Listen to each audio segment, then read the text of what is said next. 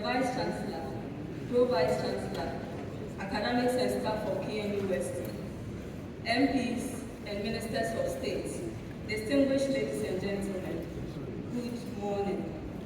My dear Prof, we are an institution of learning, higher learning, and today gives us the opportunity to learn our culture at its best. Let's start this all over again with His Royal Majesty.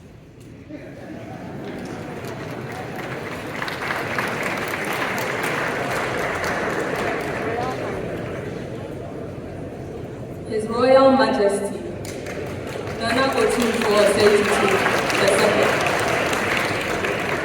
Nana, the Vice Chancellor, Pro-Vice Chancellor, academics and staff of KNUST, the MPs and Ministers of State, ladies and gentlemen, good morning.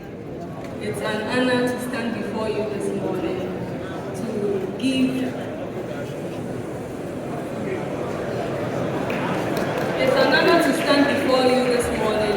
to give my thoughts on war and diplomacy, especially from the perspective of women. There is an Akan proverb which says that Oba Totua Etrebe.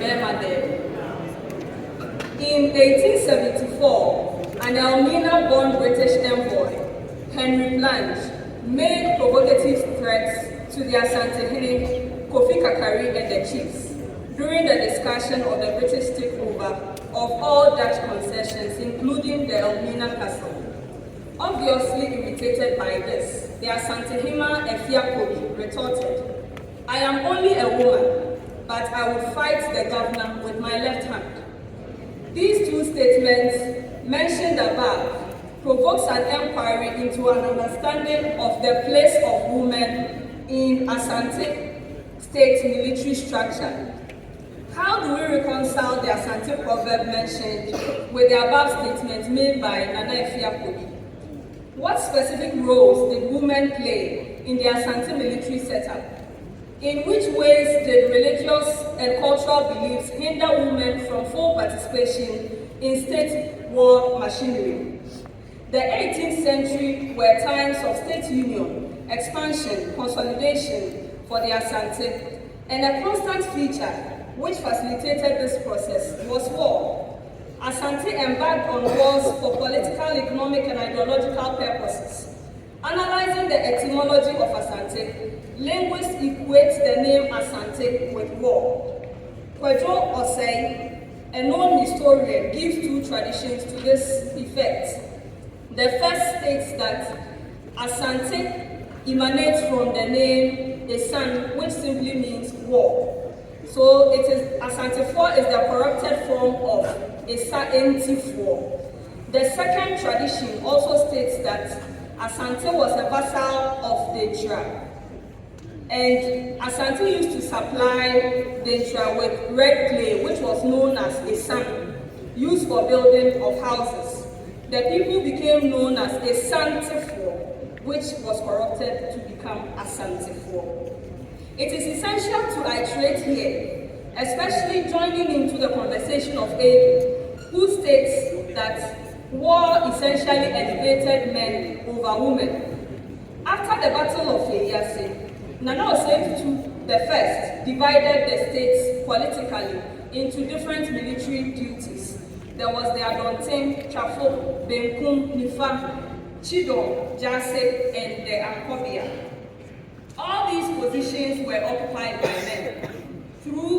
Though theoretically, the Ohima, that is the co-ruler of the Ohene, could serve as the head of state in the absence of the king. I am then moving on to look at women in the founding of Asante. It is important to highlight the role played by the female ancestresses in the founding of Asante. The Oyoko tradition indicates that Anchewenyame and her people descended from the sky near Esiakwa in Achimebuakwa. There is also another tradition which indicates that they descended near Asante Manso.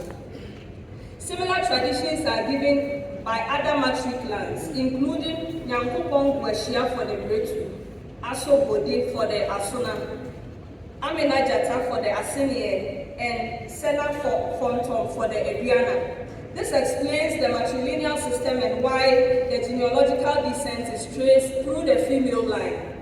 At the core of the socio-political organization was the Abusuan, headed by the Abusuan Penny and the Oba Penny. The Ohimi and Ohima at the highest level of state organization played complementary roles in leadership. The political status was conferred by the Ohima, who also served as the royal genealogist to determine the legitimacy of claims made to any vacant stool. And this accounts for the Akan proverb, Obana Owo Ohene. We are moving on then to look at women and war. Women played crucial roles in war politics in Asante. Nevertheless, their roles are largely ignored and underrated due to Asante's religio-cultural beliefs attached to war and gender.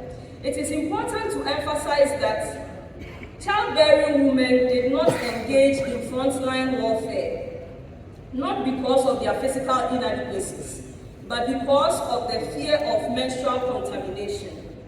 Menstruation inhibited women's political progression because of the cultural beliefs attached to it. Though menstrual blood was considered a source of fertility, menstruating women were considered ceremonially unclean. They could not attend social activities in the community, participate in religious ceremonies, honoring their ancestors, visit the chief's court, or associate with any male government official. Menopausal women, however, were free from these menstrual taboos, enabling them to take part in ritual, social, and political activities. For an Asante menopausal woman, it was significant because it meant a shift from the normal life to become a respectable elder, or Bapeni. Old women acquired elderly privileges such as the right to cut their hair, the dancing crown, wear their cloth in the male fashion, drink liquor, pour libation, and engage in frontline war. Despite these limitations, women played crucial roles in war in Asante.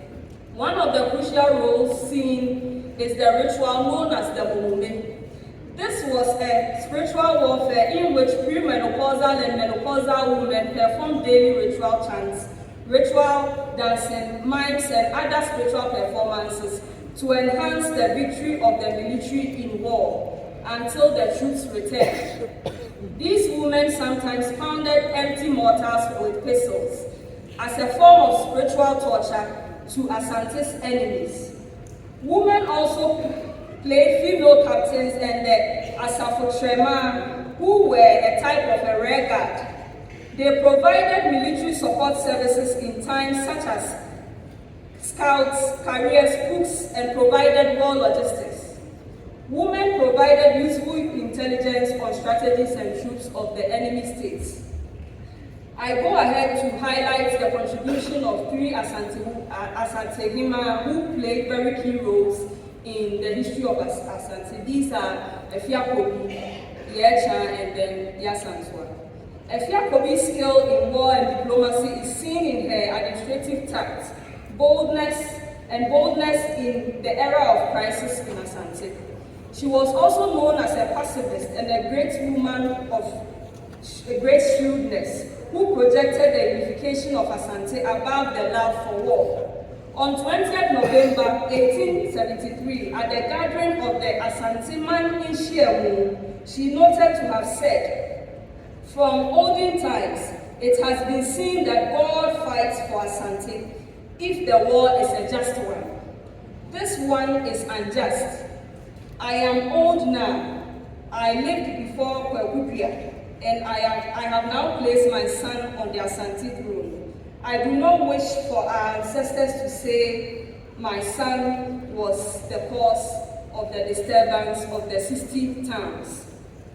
The council of the military generals superseded hers, leading to the 1874 Sagranti War with the British, in which Asante was defeated. Nana Kofi Kakari's lack of tact, acumen, and indecision eventually cost him the throne. When Efia Kobi found one of Kofi Kakari's wives wearing the gold ornament used to bury the deceased Queen Mother, she initiated his deposition, and in his place, Mensa Botu was appointed as the Asante. So this ties in with what Professor Makaski said earlier, that when he was enthroned, he misused state resources.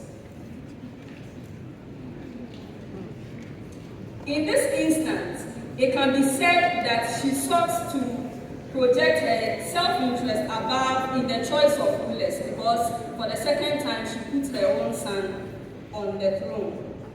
To secure the election of her younger son, Mensa Botu, as the next Asante, Nana Efia Kobi forged alliances with powerful chiefs, including Bantamahene Nana Uwa II and Kokofu Hene Nana Yaobe. Nevertheless, her own daughter, Yechan, overthrew and exiled her together with her son, Kakari, in 1884. Efia Kobi is remembered for her dedication to maintaining the ascension of her lineage in Asante. I move on then to look at Yechan. Yechan became the greatest rival of Efia Kobi as she ousted her own mother in 1884. She was known to be a ruthless ruler. She secured the arrest of Kakari in 1884 and ordered his execution. Over 200 Kakari's kindred were also annihilated in the process, though eventually he was spared. Unfortunately, Kwekudria II reigned for only 44 days. After his death, Yechan fought for the stool for her son, Prempeh I. Supporters of her opponents, that is, Atrebuana, such as Butuakwa, Ochiame, Jobin, and Samahine Echampompenyi were all executed in the process. This led to a prolonged war of 4 years. Within the period, she assumed the role as a rival ruler of Asante and took possession of the golden stool so that no opponent could be enthroned. In Asante norms and value systems, the accumulation of wealth played a key role in power struggle. Yechan was a wealthy trader who used her money to finance the ambitions of her children. As a known wealthy woman, Yechan deployed her resources liberally. It was known that she bought loyalty using land. She also acquired a large supply of Snider rifles and ammunition to aid her self-ambition. As a result, she was given the title Oba Berma. Yechan remained resolutely opposed to British diplomatic missions, including Griffin, Hodgson, and Maxwell. This explains why she was targeted for exile together with Prempeh I and other prominent Asante, other prominent chiefs in 1896. She died in Seychelles on 2nd September 1917 at the age of 77. I move on to the last heroine in terms of Asante history, that is Yasantua. Yasantua was a formidable-looking woman who had the slogan, "Men are not pillows for any woman to lean against." Yasantua played a pivotal role in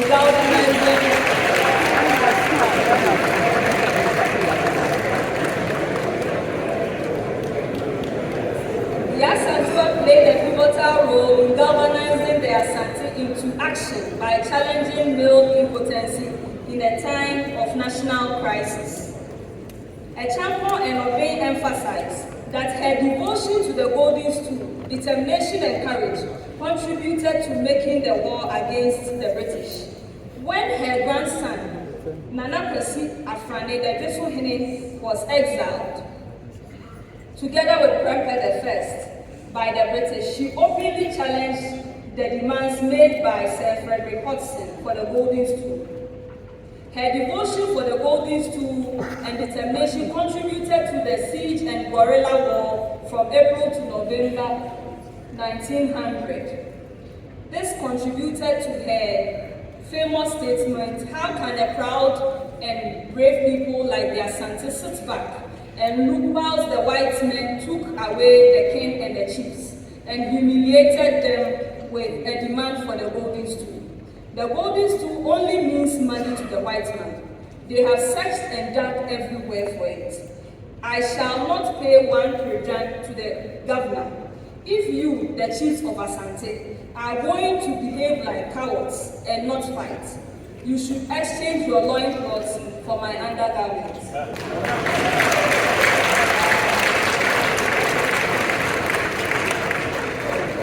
For the sake of time, I'll move on to my conclusion. Within the broader framework of gender and power relations in Asante, women are highly recognized for their roles played in the continuity of their lineages. Because of the matrilineal structure of the Asante people, which centers on the idea that the woman passes her blood to her offspring, this bestows on women recognized political rights. Several queen mothers did not limit their responsibilities to women and domestic affairs, but played crucial roles to enhance national sovereignty. These queen mothers defied gender stereotyping to shape Asante social and political institutions and prove the capability of women despite the religio-cultural ascribed biological limitations as compared to men. In conclusion, while women serve limited roles in Asante Army due to customary disqualifications and the fear of menstrual taboos, upon reaching menopause, they assumed war politics together with men. As we celebrate the 150 years since the Sagranti War occurred, it is important that we remember heroines of history, including Efia Kobi, Ya Echan, and Ya Asantua. I guess I will lastly play the devil's advocate here in probing the unsung stories of women. I wonder what the story would have been if these women had told their own stories. Had Ya Santua or Ya Echan been elected or Western schooled, and had they similar avenues as Nana Ajiman Prempeh I while in exile, what stories would they have written about women in war? This leaves much to be desired. And I'll end by saying that as women, it bestows on us to go ahead and write our own